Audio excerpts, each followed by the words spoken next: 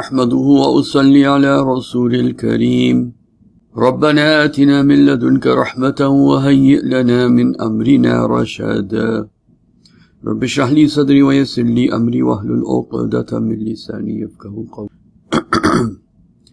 I want to talk about the current situation of the world and in the light of the Quran and the Sunnah of the Prophet ﷺ, and in the light of the Sunnah of Allah subhanahu wa ta'ala, the way things happen in history and the way the history tends to repeat itself. In the light of these things, what is happening in the world today, maybe this will encourage some of you to listen to me and watch the series that I started on Quran and nuclear war. And of course, in the end, the victory is for Islam. There's no doubt about this. But right now, the whole of humanity is going to be facing catastrophic, unparalleled difficulties, intellectually, emotionally, psychologically, politically, in every way imaginable. Total chaos. Let me now share with you very quickly the scenario that we are in. And until you don't accept this scenario that I'm about to give you, you cannot read into the future. You cannot see the future. And our job as Muslims is not to give the future. A prophet comes to tell something about the future because that's what prophecy is about. But it is our job to know where we're standing in history. And history has to do with collective identity. And individual identity and psychology and healing of the self is connected to the collective. And there's a lot of healing in knowing where you're standing in history and what you need to do in times of uncertainty. And when you see what the Prophet said come true, sallallahu alaihi wasallam, then you know you're on haqq. And haqq, being on haqq and knowing you're on haqq, knowing that you're on the truth, that you have intrinsic truth, intrinsic value because of knowledge that you have, is a healing. Bad news should never make a Muslim sad. Bad news should motivate a Muslim, I need to do more. Now, what is happening in the world? Bismillah. Number one, understand this. As you know, from the very beginning of Trump's administration, he was talking about, we're going to take over Canada, and we're going to do this, and we're going to do that, and now he's talking about Greenland. What is the reality behind that? And that is that in order to deter Russia and China, the United States has decided that they are going to take complete control of the Western Hemisphere. So basically everything from South America to Greenland, they want it in their control. Why? Because China and Russia's best friends are in South America. As you know, Cuba used to be communist. And we know the relationship between Venezuela and Russia. And so this southern part, but there's another aspect, which is that America wants to be in a situation to offer the big businesses cheap labor, but instead of going to China, they should go to South America. Taking over Canada is not a big deal. Why? Because if the United States said we'll allow dual citizenship between Canada and the United States, most of the people in Canada are not Canadian. Most of them are immigrants, and they'll apply. And all that needs to be done is to make the economic situation in Canada worse, which is already happening, and then tell people, if you want, you can apply for jobs in America, and Canada would become essentially part of America. So, by doing what they did in Venezuela was symbolic of reasserting the fact that we want complete control of South America, which is an extension of the Monroe Doctrine. And they want to cut off China and Russia from any alliances they can have in the Western Hemisphere, and that they would not be able to use the resources of the Western Hemisphere and to cut off any potential customers, that China is looking for new customers so that it can deal with its situation with the U.S. So the U.S. cut that off. And of course, when it comes to China, NATO, most of Europe is going to follow what the U.S. says. And there's reasons for this. Number one, Europe has no resources. As you know, before this whole Russian situation with Ukraine happened, Russia was supplying oil to Europe. Okay, so Europe has no resources of its own, and Europe is too divided to agree upon anything else other than the fact that we should follow the present winner, which is the U.S. And of course, not a lot of people, like the French president, are happy about this situation, because now Europe is being treated by the West, or by the U.S., like as if they're a foreign country in a sense.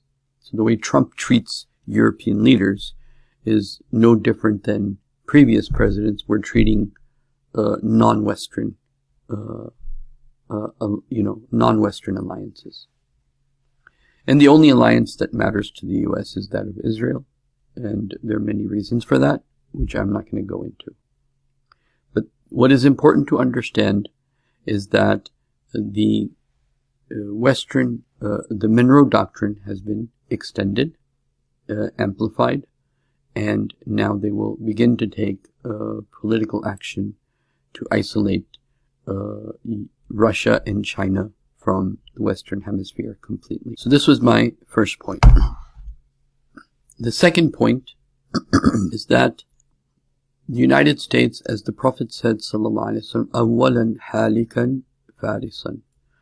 The first to be destroyed will be the Faris, which is Iran. Why? Because when you take control of Iran, you have control of the most important choke point of the world, which is the Strait of Hormuz. And who is in need of Strait of Hormuz and who is dependent upon Strait of Hormuz is China. China's 80% of the oil comes from that. China is getting 20% of its oil from Russia, and 80% of its oil is coming from Strait of Hormuz. So when the U.S. controls Iran, then the Israel and the U.S. perhaps by the time they control Iran, they will now target. They are going to be in a position to target three things. Number one, Pakistan for the nuclear weapons.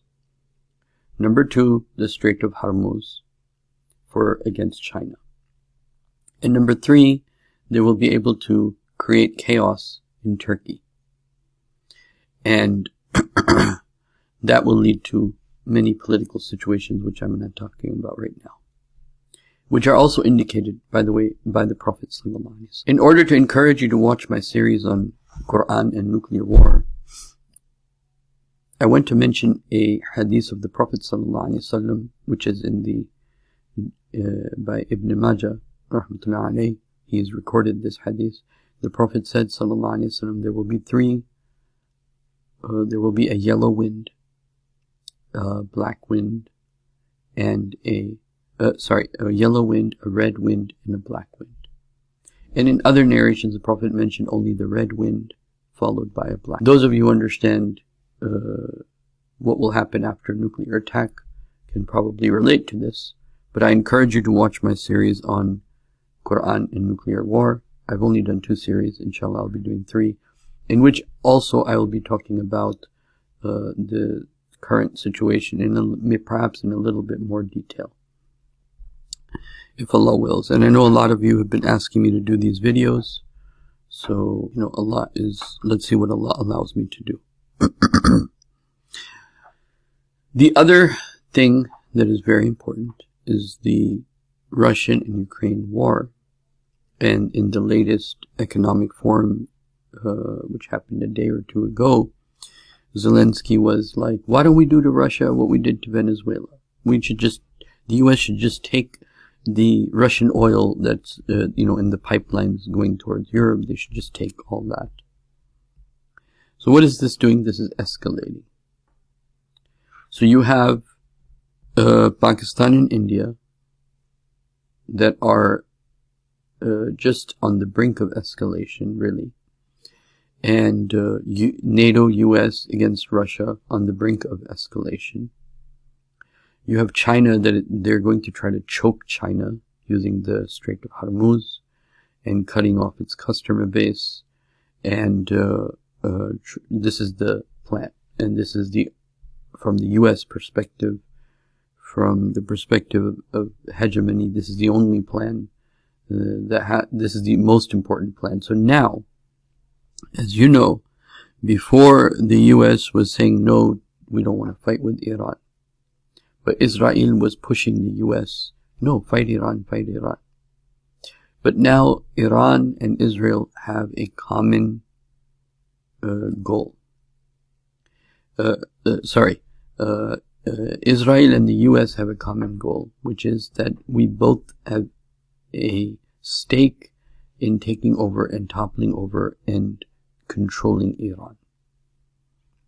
Now I want to remind you the hadith of the Prophet ﷺ, in which the Prophet said that Dajjal will come out of Asfahan. In another narration, the Prophet said ﷺ, Dajjal will come from Khurasan. So this is the same Khurasani area. Okay, so this is the current situation. The US wants to extend the Monroe principle, wants complete dominance over the West, wants to cut off China and Russia, and it wants to take control over Iran. And of course, Sudan is part of this, because if you read the eschatology of the Christians, and if you look at Sudan in terms of as a country, it is full of resources. Okay, and the Christian and Jewish eschatology point to Sudan as a threat. And over here, I'll say that they're choking the Nile through Ethiopia, with the dam in Ethiopia, and they're choking Egypt and Sudan. So that's also happening. Turkey is choking Iraq to choke the Kurds by controlling the Euphrates. So the water in Euphrates is going down. The water in the Nile is going down. And so all these things are happening. And the situation is such that the US is taking very desperate measures to keep its hegemony, to keep its power. And the US is not going to let go of first position without a fight. And so when they will control the Strait of Hormuz, meaning the US, when they take over Iran, which they will do because the Prophet said so. And sometimes I think, why did Allah choose Iran to be the first point for this? And one of the answers that comes to my mind is those that curse the Sahaba, those that are happy with Allah, Allah has declared war against them first. Non-Muslims are non-Muslims, and non-Muslims are doing what non-Muslims are supposed to. And Allah knows best. But the US will try to choke China using the Strait of Hormuz. And when that happens, the whole BRICS thing, because now China and Russia, they're cut off. And so BRICS will be much harder to maintain, because the members of BRICS will be given a very clear, loud warning that you are not to move in this alternative direction. So it is a possibility that BRICS might not happen. But this is a longer discussion that I will have at another time. What is important for us as Muslims to know is that, number one, catastrophe can strike any time. You know, there's too many factors out there. And so we need to be at least doing the basics of Islam every single day. We need to pray our Fajr prayer. The men should try to pray in the Jama'ah, and doing our reading of Quran every single day, reading of our Adhkar every single day, doing du'as of protection every single day, doing du'as for guidance in this time of fitan for ourselves. The biggest jihad in the modern, like this, on a daily basis, is the jihad for the kids, to maintain their Islam, to maintain their Iman. This is the biggest jihad of the moment, you can say. But knowing that this is the state that the world is going into, which is basically chaos, Muslims need to be strategic at this time more than ever. So please share my video with others, and I would like to also see intelligent comments by people who disagree with me and by people who agree with me. So this is the scenario that we're in, as far as I see, that the US is responding to and Israel via the US is responding to Russia and China. Israel doesn't care if it's China on top or Russia on top or the US on top. Israel doesn't care. But the US cares, so US is taking these measures to take complete control of the Western Hemisphere, South America, North America, up till Greenland. And that message has been delivered by Trump. Clearly, people take him as a joke, but he's not joking. And he's going to try to prove he's not joking. And no one is going to reverse these policies. We live in a totally... Look, I don't have time right now to go into like the depths of all of this. But maybe some of you remember, I used to talk about these same issues for as long as 2 hours sometimes. But I'll say this, look, everything is changing under our feet. The rug is being pulled under our feet. I'll give you one example. The financial system is completely changing. Look at crypto. It came and changed everything. But people don't realize things are changing, and we think that things are all almost the same. They're not the same. They're completely different. There are completely different infrastructures in place that were never there. Even 3 years ago, they weren't there. So things are changing very quickly. And things are escalating very quickly. And so, it is with this point that I hope I will end now, that what the Quran said will happen for sure. And you have to understand that when the people in power are animals, they don't care what their power will cost.